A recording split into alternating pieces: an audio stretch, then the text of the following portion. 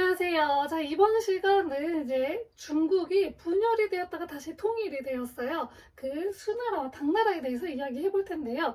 우리 지난 시간에 중국의 대분열기였던 위진 남북조 시대 같이 봤었어요. 그 마지막에 북주에서 양견이라는 사람이 등장을 했고, 이 양견이 수나라를 세우면서 남북조를 통일을 했다고 했어요. 자, 이 수나라는 어떻게 남조와 북조를 통일할 수 있었을까요? 이 여러 가지 이점이 있는데요. 먼저 수나라는 지역적으로 지리적인 이점이 있었어요. 관중이라고 하는 지방에다가 자리를 잡았는데요. 여기가 주변이 막 산으로 둘러싸있고 그래가지고 외부에 영향을 덜 받아서 선비족의 그런 기풍을 유지를 할 수도 있었고요. 그리고 또 굉장히 지리적으로 요충지겠죠. 산으로 둘러싸여 있으니까 외부 침략을 덜 받아서 그런 지리적 요충지의 이점도 있었어요. 그리고 부병제하고 균전제를 실시를 하는데요. 균전제는 이제 땅을 나눠주는 걸 이야기를 하고요. 부병제는 농민들을 농한기, 농사를 바쁘게 짓지 않는 그 농한기에 병사로 데려다가 쓰는 거예요. 그 군사 훈련을 시키는 거예요.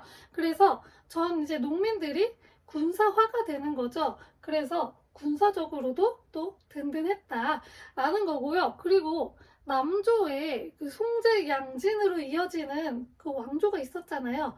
마지막 진나라가 그 내부에서 내분이 있었어요. 그래서 쉽게 그 남조는 통합을 할 수 있었다고 합니다. 이게 수나라가 통일을 할 수 있었던 조건들이었고요. 자, 이 수나라 누가 세우고 누가 통일을 했냐? 바로 수양견인데요. 양견은 문제의 자리에 오릅니다. 수문제가 바로 이 양견인데요. 문제는 이제 통일을 한 국가를 어떻게 다스릴까 고민을 했겠죠. 그래서 이 부병제하고 균전제 계속 지속을 하고요.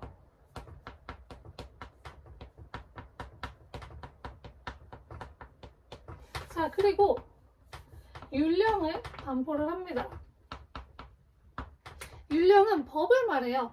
율은 형사법을 말하고 령은 행정법을 말해요. 그래서 법을 이때 만들었고요. 그리고 중국의 그런 대표적인 중앙행정제도였던 삼성육부제도 만들었습니다. 이게 뭐냐면 왕 밑에 여러 부서들이 있잖아요. 그 부서를 3개를 두고서 한 부서에 육부를 딸려 놓은 거예요. 그래서 그 부서에서는 실무를 담당을 하게 한 거죠. 그런 삼성육부제를 실시를 한 거고요.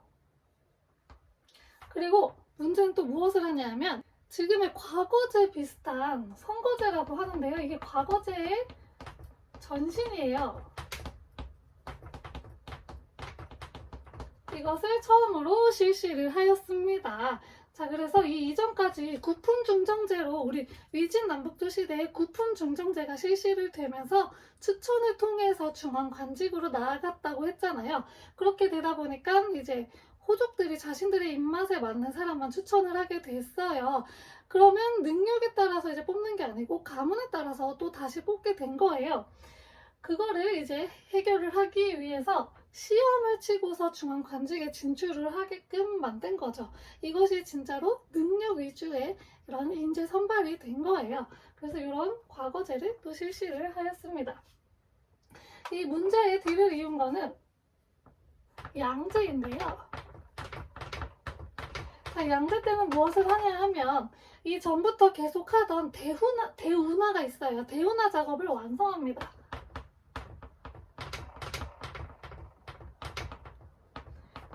대운하는 문제 때부터 만들기 시작을 했는데요. 왜 만들었냐 하면 남조하고 북조를 통합을 했잖아요. 이 통일을 했기 때문에 땅이 좀 원래 분열이 돼 있었기 때문에 얘네를 통일을 시켜야 돼요. 통일국가이기 때문에 그 내부적으로 분열이 돼 있으면은 나라가 발전하기 힘들어요. 그래서 이 북조하고 남조를 통합하고 더 물자 이동도 원활히 하기 위해서 물기를 낸 거예요. 그게 바로 운하입니다. 이 양제 때 영제거라고 하는 운하를 하나 완성을 해요. 이 영제거는 그 끝에 탑군, 베이징의 탑군이라고 하는 그 지역을 뒀는데 여기는 고구려 원정의 이제 전진 기지로 사용을 했다고 해요. 그래서 양제 때는 고구려 원정에 나섰는데요.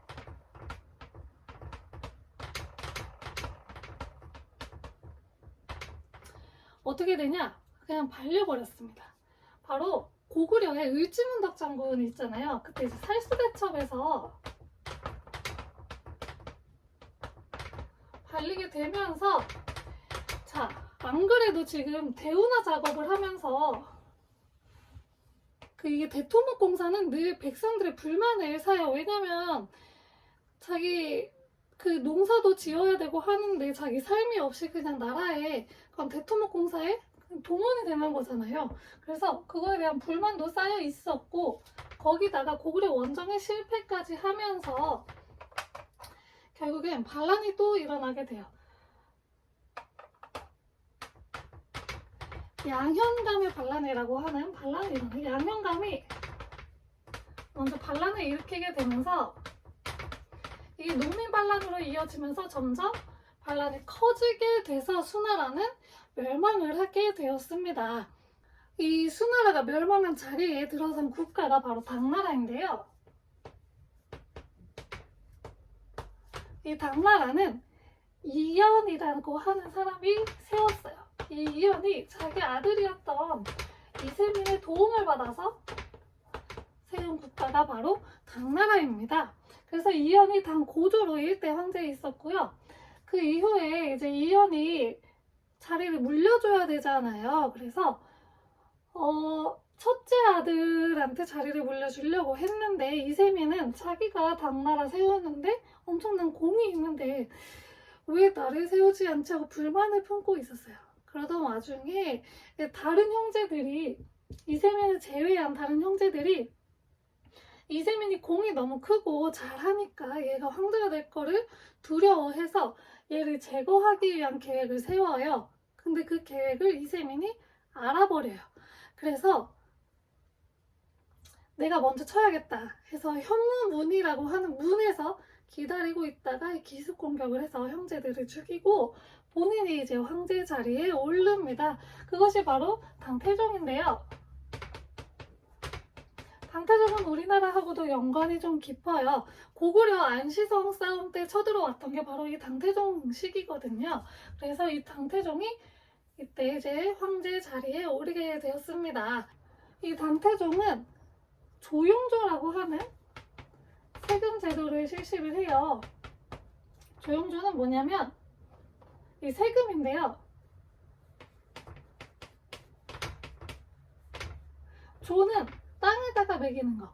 땅의 그 수확물을 가지고 세금을 내는 거고요. 용은 특산물을 내는 거고, 마지막 조는 역을 부과하는 건데, 역은 군역하고 요역으로 나뉘어요. 군역은 그 군사적 복무를 하는 거고, 요역은 그 나라에 뭐 대토목 공사라든지 이런 공사가 있을 때 동원이 되는 것을 이야기해요. 이것도 세금 중에 하나인 거예요. 그래서 이런 조용조 제도를 이제 만들어 놓고요. 그리고 또 과거제를 실시를 해요. 수나라 때 과거제 처음 실시됐다고 했죠. 그 과거제에 이어서 계속 실시를 하고요. 이때 이제 모범이 되는 그런 모범 답안으로 쓰이는 책이 만들어지게 되는데 그게 바로 오경정이라고 하는 책입니다. 오경정이는 공영달이라는 사람이 만들었는데요. 이게 안타까운 결과를 가져온 게 뭐냐면, 이 과거제가 어쨌든 시험이잖아요. 우리 수능 같은 경우에도 답이 정해져 있죠. 그 정해진 답 이외의 답을 쓰면 틀린 게 되죠. 이것도 마찬가지가 된 거예요. 그래서 유학이라는 학문이 좀 다양한 사상으로 발전을 하지 못하고 정해진 정답만 적어야 되는 그런 학문으로 발달을 하게 되었다고 합니다. 자, 이렇게 됐고요. 당태종 같은 경우에는 주변에 이제 북방 유목민족들을 복속을 해요. 그래서 천가한이라는 칭호까지 얻게 되었습니다. 그리고 기미정책이라는 것을 실시를 하는데요. 아까 막 북방 유목민족들 정복하고 청가한이라는 칭호도 받았다고 했잖아요. 그 복속한 지역에다가 자신들이 통치하는 구역인 도호부를 설치를 한 거예요. 이런 기미 정책도 실시를 하였습니다. 자, 근데 이 당태종의 후궁이었던 측천무가 있었는데요. 얘가 자식이 없었어요. 그래서 당태종이 죽은 이후에 당시에는 이제 황제가 죽으면 자식이 없는 후궁들은 궁에서 쫓겨나서 그 절에 가서 살아야 했었거든요. 그렇게 살고 있었는데 이 당태종의 아들이었던 고종이 측천무를 되게 많이 좋아했어요. 그래서 얘를 다시 자기 후궁으로 들였어요. 자기 아빠의 후궁이었던 사람을 자기가 후궁으로 들였어요. 아무튼 이런 일이 일어나게 되면서 측천무가 완벽하게 권력을 잡게 되고 자기의 아들들을 일단 황제로 세워놓고 나서 그 황제를 폐위시킨 다음에 자기가 황제가 돼요. 그래서 주라고 하는 나라를 세워서 자기가 성신황제가 되겠다 해서 성신황제에 등극을 하는데 이때는 측천무 같은 경우에는 자기에게 충성을 할 신하가 필요한 거잖아요. 반란을 일으켜가지고 자기가 황제가 된 거거든요. 그래서 그 능력 위주의 인재 등용을 해서 자기에게 충성된 신하를 뽑고 하는 그런 모습을 보였습니다. 이 이후에도 또 어떤 황후가 자기도 측천무처럼 되겠다 해서 반란을 일으키려고 했으나 실패를 하고요. 그 이후에 이제 황제에 오른 게 현종입니다. 현종은 일단 이제 세금을 걷어요. 그래서 불황자들, 떠돌아다니는 사람들 조사하고 또 토지 조사해가지고 세금을 추가적으로 걷고요. 이때 전체적은 아니고요. 일부적으로 모병제를 실시를 하게 됩니다. 왜냐하면 이 부병제를 실시를 하면서 땅을 나눠줬는데 그렇게 되다 보니까 이제 나눠줄 땅이 부족하게 된 거예요. 그래서 모병제를 일부적으로 실시를 하게 되었습니다. 당현종은 초반에는 정치를 좀 잘했어요. 근데 중간에 누굴 만나느냐? 양귀비를 만나면서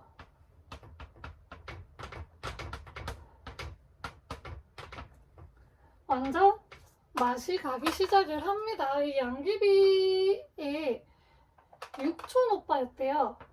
양국충이라는 사람을 등용을 하는데 얘를 이제 당현종이 자기가 양귀비를 이뻐하니까 이 육촌 오빠까지도 이뻐하게 된 거예요. 그래서 양국충을 엄청나게 이뻐하다 보니까 원래 현종한테 이쁨을 받고 있던 신하가 질투를 하기 시작을 합니다. 그게 바로 안록산인데요. 서로 계속 싸웠어요. 서로 막 제거하려고 싸우고 하다가 안록산이랑 사사명이랑 손을 잡고 안사이난을 일으키게 되었습니다. 자, 이 안사이난으로 인해서 이 중국 당나라는 굉장한 변화를 맞게 되었습니다. 자, 첫 번째로 부병제가 계속 실시가 되고 있었다고 했잖아요. 이 부병제가 전국적으로 모병제로 바뀌게 되었고요. 그리고 아까 조용조 실시했다고 했었죠. 이 세금제도가 양세법으로 바뀌게 됩니다. 그래서 이 조용조에서는 내는 세금이 좀 많았잖아요. 이 세금을 1년에 2번만 걷도록 한 거고, 그리고 자기의 자산에 따라서 자기가 돈이 얼마나 있느냐에 따라서 세금을 내기 시작을 한 게 양세법이고요. 세 번째로는 이때 이제 절도사들이 설치기 시작을 하였습니다. 절도사들은 지방에서 세력을 키우던 무사 세력들이에요. 이 절도사들이 자기가 이제 지방에서 들고 일어난 거예요. 자, 왜냐하면 이 안사이난이 일어남으로 인해서 황실의 권위가 완전 바닥으로 떨어졌어요. 그렇게 되면서 이런 변화들이 일어나기 시작하였습니다. 그래서 절도사가 이때부터 이제 당나라에 권력을 약간 쥐락펴락하는 그런 혼란기가 찾아오게 되었습니다. 이 당나라에 절도사들이 설치기 시작을 하니까 이 절도사들은 권력을 엄청나게 누리고 있었어요. 자기 밑에 있었던 관리를 임명할 수 있는 관리 임명권도 있었고요. 그리고 세금을 따로 징수를 할 수 있었어요. 나라에다가 내는 세금이 있잖아요. 그거 말고도 이 절도사한테 내는 세금이 따로 있었던 거예요. 그게 바로 조세 징수권이라고 하는 건데 세금을 징수할 수 있는 권리예요. 이 조세 징수권도 갖고 있었고 그리고 자기가 멋대로 처벌할 수 있는 사법권까지 갖고 있었어요. 이런 엄청난 그러니까 삼권 분립이 전혀 안 돼 있죠. 이런 엄청난 권력을 갖고 있어서 완전 엉망진창이 되었던 사회가 되니까 백성들도 들고 일어나죠. 황소라는 사람이 들고 일어납니다. 이 황소는 자기가 그 과거 시험에서 계속 떨어지고 이래서 불만이 쌓일 대로 쌓여진 상태였다가 이 절도사들이 조세를 막 징수하고 그리고 포갑 정치를 하니까 불만을 품기 시작을 해서 반란이 일어났는데요. 이 반란을 진압하기 위해서 절도사였던 주전충을 보내요. 자, 근데 이 주전충이 진압을 하면서 자기가 권력을 갖기 시작을 합니다. 자, 그러면서 이 주전충이 반란을 일으켜요. 그래서 얘가 뭘 세우냐 하면 후량이라고 하는 나라를 세우고요. 당나라를 멸망시킵니다. 그래서 이때 주전충에 의해서 당나라가 결국엔 멸망을 하게 되었고요. 이때부터 후량 그리고 후량으로 시작하는 5대 10국 시대가 시작이 되었습니다. 여긴 다음 시간에 이제 할 거고요. 자, 당나라의 문화 잠깐 살펴보도록 하겠습니다.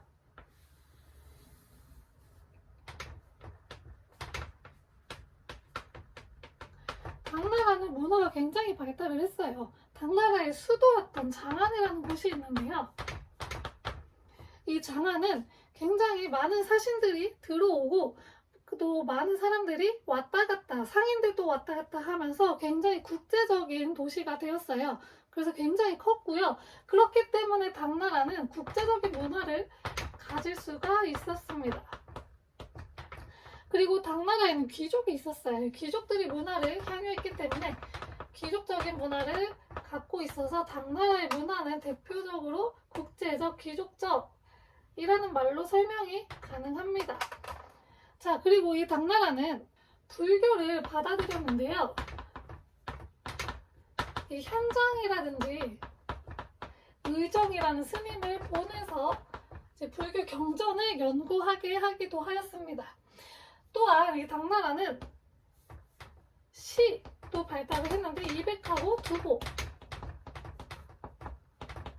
대표적인 시인이고요.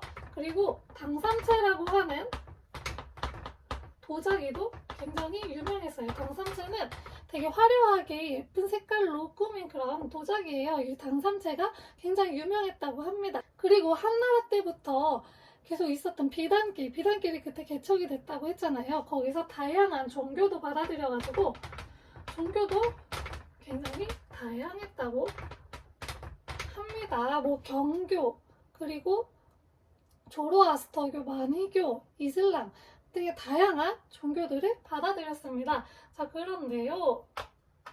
이때 당나라 때 전투가 하나 일어나요.